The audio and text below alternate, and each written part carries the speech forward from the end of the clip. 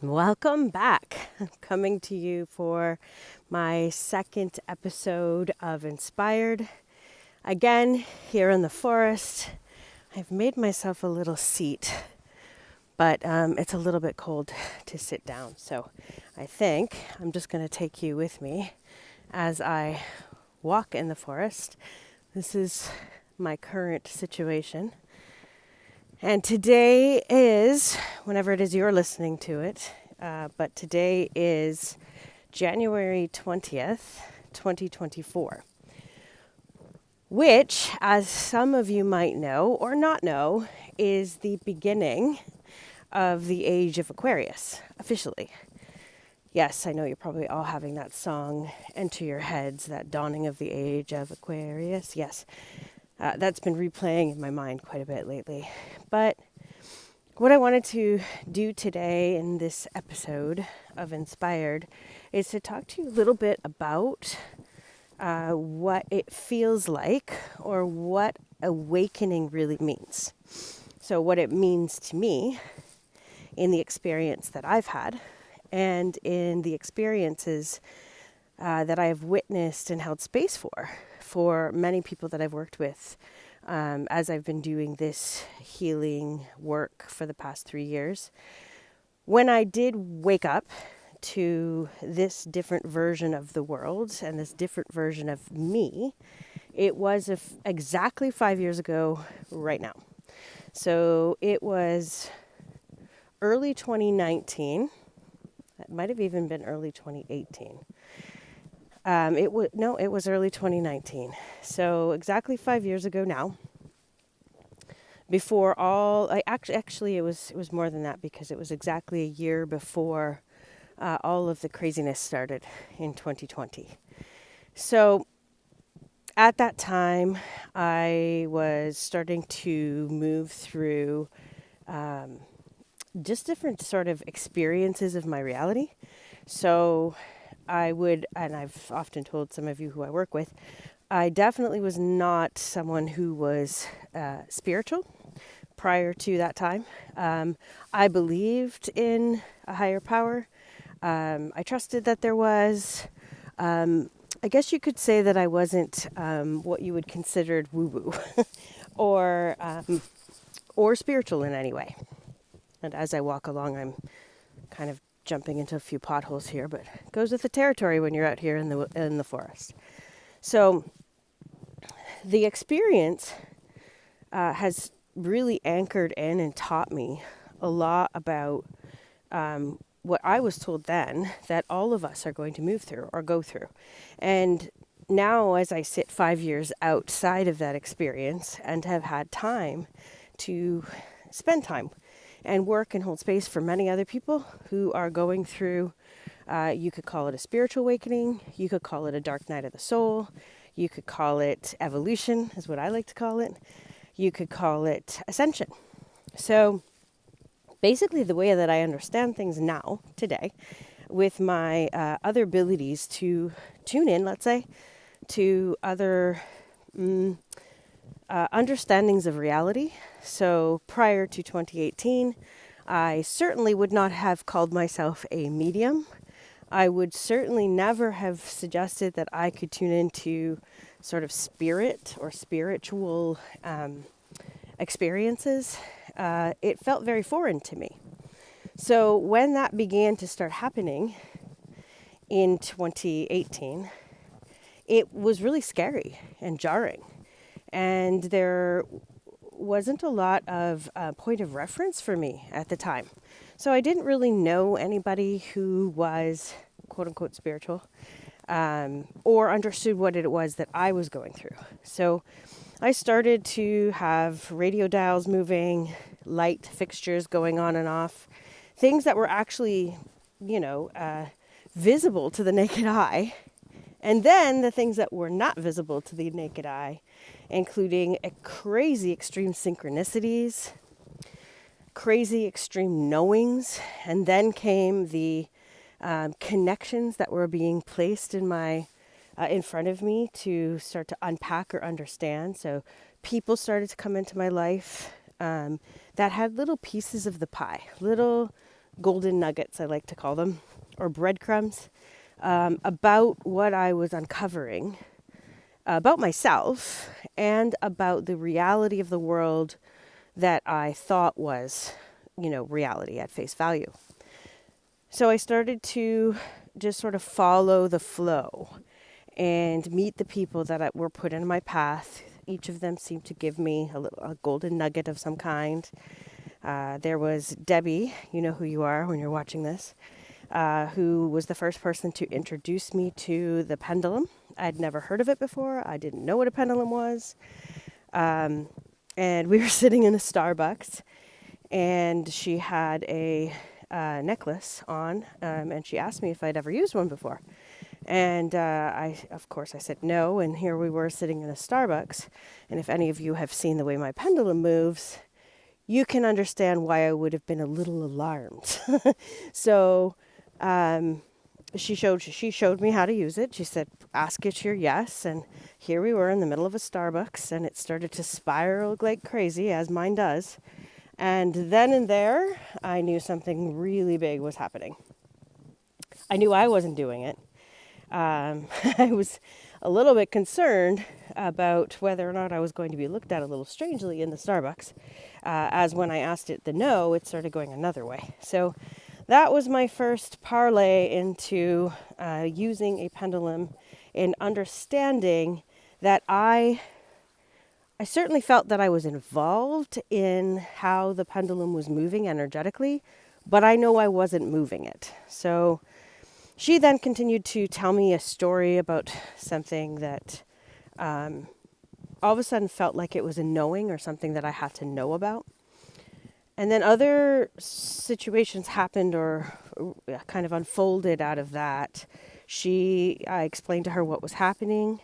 She wrote me a list of some people that she thought maybe could help me.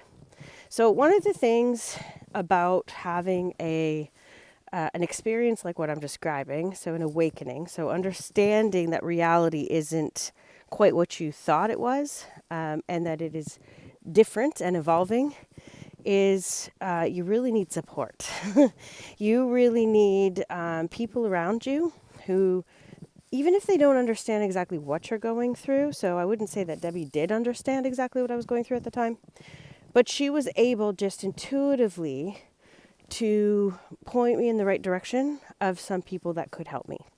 So this was back in 2018. So when I started to do research on what was happening in my world, and these sort of knowings that I was experiencing, and starting to realize that I was connecting with spirit, I was connecting with my grandmother, I was connecting with others, and had no idea how to actually bring this into my world in a place that didn't make me crazy. So there was a lot of that. So if anyone that is listening at this time, and any of this is resonating, again, going from someone who definitely would not have considered myself spiritual or awake to sort of higher powers or divinity, or the existence of other dimensions, other realities, this can be really quite scary and quite jarring. And once you start to experience, in your physical reality, things that are, I like to say they're showing up to give you the breadcrumbs, to dig a little deeper.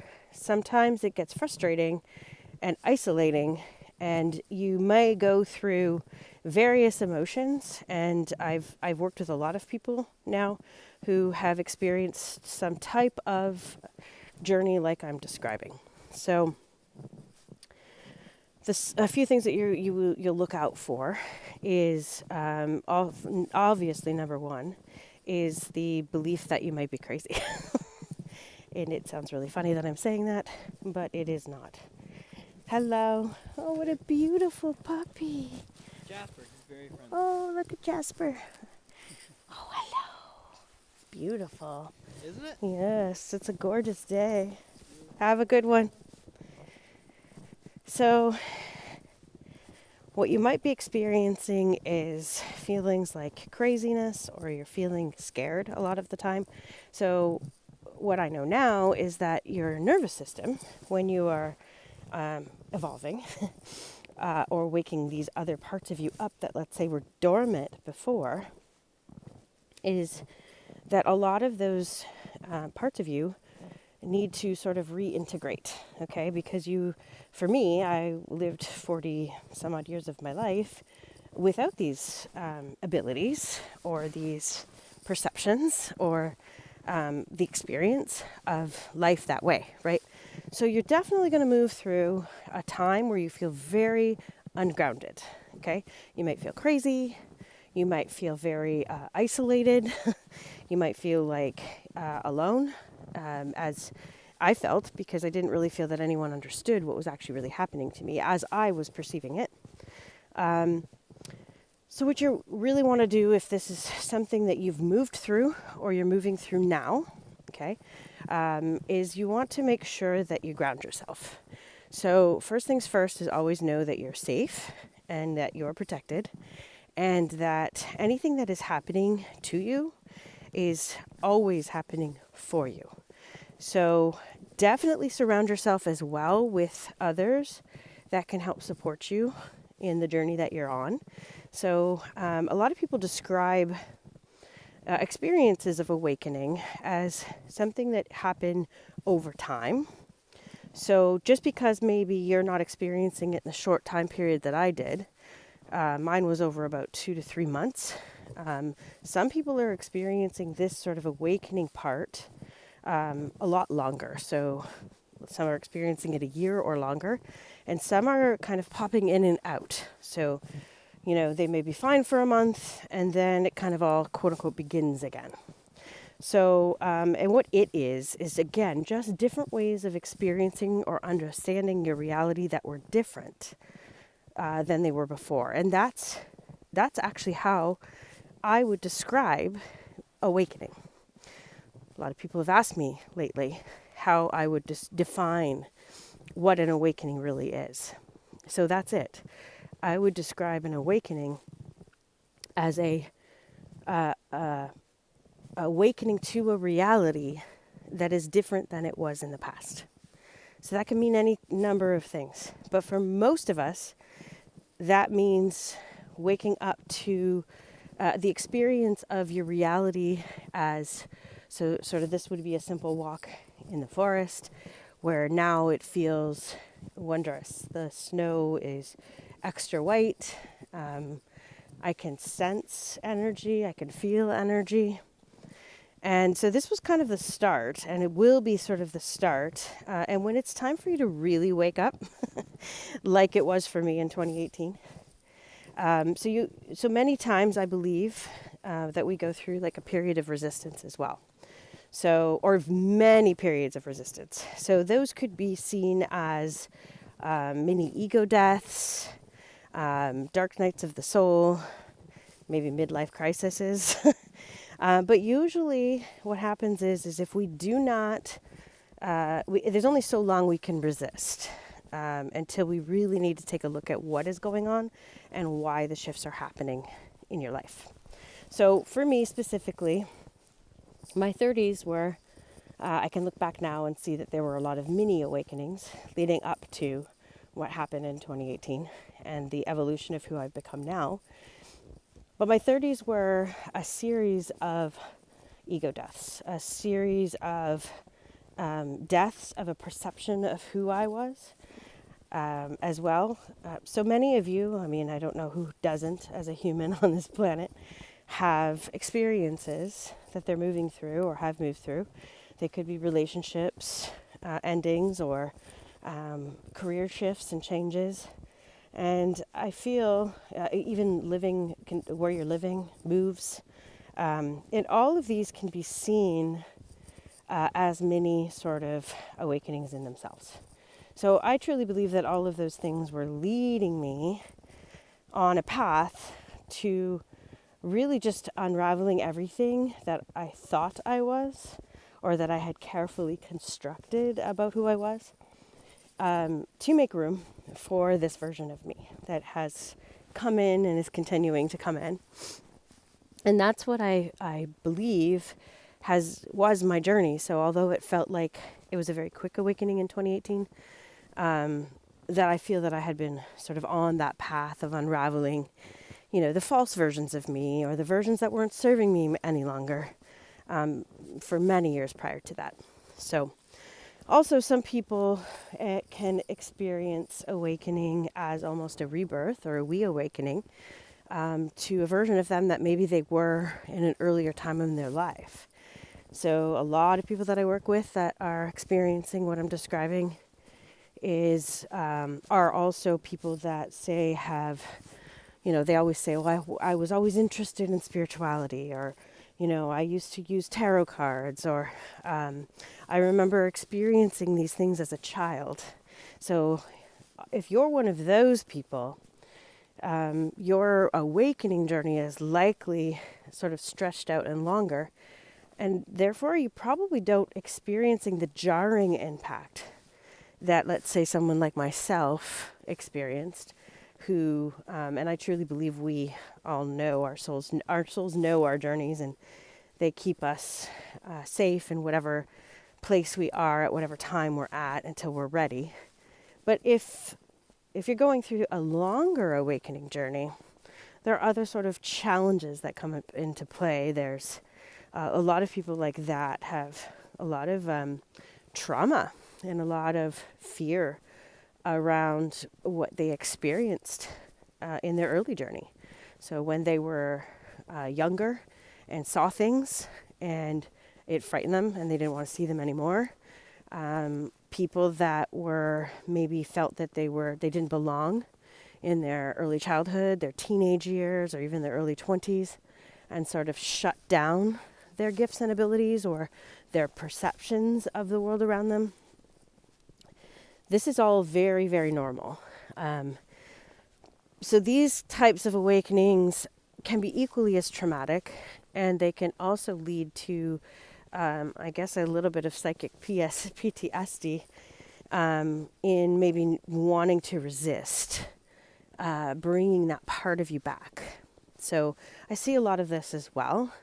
So whether or not you've been on the journey your whole life, or you're just sort of waking up to it now, the themes are all very similar in what you need as far as support. So number one, definitely, I would say, is the first step is to understand, number one, that you're not crazy, that you're just waking up. So that is tip number one. You are not crazy, you are just waking up. The other thing I'll tell you with that tip is that there are so many others like you, and you can't actually even classify what kind of person is like you, because it is every age, every demographic, you name it, every profession. I can't even tell you what a typical client I work with is, because they're all over. And typically they come to me, or they're drawn to me, because I have that experience and I have that energy that's able to support them through the shifts and changes that they're moving through. So number one, you're not crazy. You're just waking up. So number two, and this is really, really, really, really important. The first thing that you need to start on is healing yourself. So oftentimes and not everybody is a healer that is waking up. We are literally entering the age of Aquarius, which is the time that I was shown in 2018 that I was waking up to, so that I could understand this time we were going to be moving through, which was what they described, my team, as a great awakening. So we're here. We're here. 2020 began this process, and here we are. We have now entered a time where there are hundreds, probably millions of others around the world that have woken up or awakened or began ascending or have started transforming or transmuting traumas and triggers and dark energy out, or are starting to understand that there is more to our reality, let's say, than we've been told, or all of these sort of storylines, okay? So we're definitely going through a collective awakening, which is an incredible time to be here on this planet. And once you start to sort of remove the fear of it, so I think the worst part about it for me, and the way I've heard it from so many others, is the feeling of isolation that you have, or the feeling of fear. I was a professional speaker at the time, digital marketer. I had been for, almost, 18, 19 years. I was really afraid of coming out, of once I sort of understood and felt comfortable with the fact that I was moving through this. It took me a couple of years to allow myself to unravel and unfold and become this evolved version of me. I don't think it's necessarily a new version. I think it's a better version, one that is has healed, right? And we're all healing. But I just want to let you know that the first job you have when you wake up, so back to my original point, we're not all here to be healers or teachers, but we are here to help in this transition of the world. So to understand these concepts, even if you yourself are not going through them, please understand that the people around you may be. Your children may be experiencing this reality, the one I'm describing. Even if you don't understand it, we need to hold space. We need to hold space for our children, our parents, and there are many people moving through this, and sometimes it can look like, severe mental illness. So I just want to sort of bring that to your attention.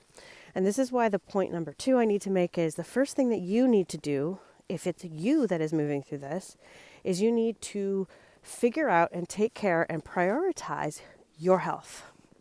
This is the first step that every one of us has to make on this path. That will be the hill that I stand on, or die on, as some say. I'm not going to say that. I'm going to say I'm standing on it, okay? So the first step is, I'm not crazy. You're not crazy. You're just evolving. You're ascending. You're waking up. Number 2, you need to focus on taking care of yourself. So the biggest part of my early journey was figuring that out. So I was getting so many downloads, understandings, synchronicities, and knowings around why I had spent so much of my life being sick. So this was probably the hardest part of the journey. So whether it's mental illness or physical illness or chronic illness, I had everything under the sun. The first thing that you need to do if you're starting to wake up is to start to understand yourself as energy. Start to unpack and realize that not everything that you've been told or believed about yourself or about the world we live in is true. So I often coach everyone as they're starting to wake up that the most important thing is to take your power back. And so what that means to me is to not just always assume that somebody else has the answer to what I may be moving through. So really learning to slow down, to start to trust yourself, and also to learn about energy. The first thing that you need to do is learn about your chakras, to learn about your energy body, to learn that you have the power as a human to move energy in and out of your body. And that energy includes emotions. Emotions such as fear and scarcity, grief, anger. These are all low vibration emotions that all of us carry. And once I learned this piece, once I learned that our chakras in our bodies are powerful energy centers, and that if they're not open and clear, energy is not moving through me. Once I understood that I wasn't just a physical body, that I had an emotional body, that I had a spiritual body, that I had an energetic body, and that I had an aura field. Once I really could, just because I couldn't see it didn't mean it wasn't there. So once I started to really understand this and perceive this, and I learned how to move energy or stuck energy or low vibrating energy out of my body, literally miracles began to happen. And I think that is my biggest, the biggest moments of gratitude that I have ever had in my journey is to start to realize that I had the power, that I didn't have to be a victim, let's say, to random headaches that happened out of nowhere, or stomach aches or nausea that happened out of nowhere, or frequent urinary tract infections, that there were other things going on, that my body was actually not at war with me, but that my body was just trying to tell me, that my body was just literally trying to tell me where energy needed, where my body and my energy needed my attention. So those are the biggest things that anyone who is moving through what I'm describing as an awakening needs to focus on. Number one, you're not crazy. You're just waking up. Number two, be very gentle and kind with yourself and come back to yourself first. So many of us are giving to others. We want to, the savior complex. As soon as I started to realize that I had these gifts, the first thing I wanted to do was go out and help others and heal others and tell the world what I knew. But the truth is I needed to heal myself first. So you need to focus on yourself and start to learn, allow yourself to trust your own inner guidance and start to heal yourself. I have so many different programs that I've created over the last 3 years or so, mentorship programs, master classes. There are many amazing teachers out there that are sharing so much incredible content. If I could just give you this one last piece of advice is to learn to trust yourself and to trust that if it feels wrong, it is. So if you feel connected to someone like me, and even if there's only one piece, one tidbit of information in this episode, in this chat that I've been able to share with you that resonates with you, that's sticking, keep going. And know that you are safe and you are powerful. And we have the ability to do more than you can ever comprehend as humanity. And I, for one, am extremely excited about this time that we're entering into, that we've been entering into and unfolding for the last couple of years. And I am just in so much gratitude as well for where I've landed as far as the work I do in the world. So a lot of what happens when you're going through an awakening, it seems like you're never going to get out. It seems and feels like you're in some foreign place, and it can often be filled with fear and uncertainty. So the last piece of advice I'm going to give you, take it or leave it, is that you have the ability to create your reality, and what you focus on will become your reality. And this isn't some woo-woo statement. It's actually true. So we're all going to still move through times where we feel like we need help, or we need healing, or we don't understand, or we don't feel in our power. But the truth is once you anchor into your own knowing, your own intuition, nothing else matters. Because once you give yourself the power back to know and understand your own truth, which is just energy, right? It's trust. Then you have everything that you need. So I'm going to leave you with that. I'm going to leave you with that here in this beautiful forest on the day that we really usher in the age of Aquarius, which, by the way, is an age that hasn't been here, or a time energetically or astronomically. I'm not an astrologist. That hasn't been here since the time of the French Revolution in the late 1700s, from what I understand. So this planetary place that we're in is really quite significant. So if you are moving through any of these challenges, just know you're not alone, and that we're all moving through this individually and collectively for a reason. And it's a beautiful place to be on the other side. The people that will start coming into your life, with every death, there comes rebirth. So I'll leave you with that from Heartland Forest. We'll see you in the next episode of Inspired. Bye for now.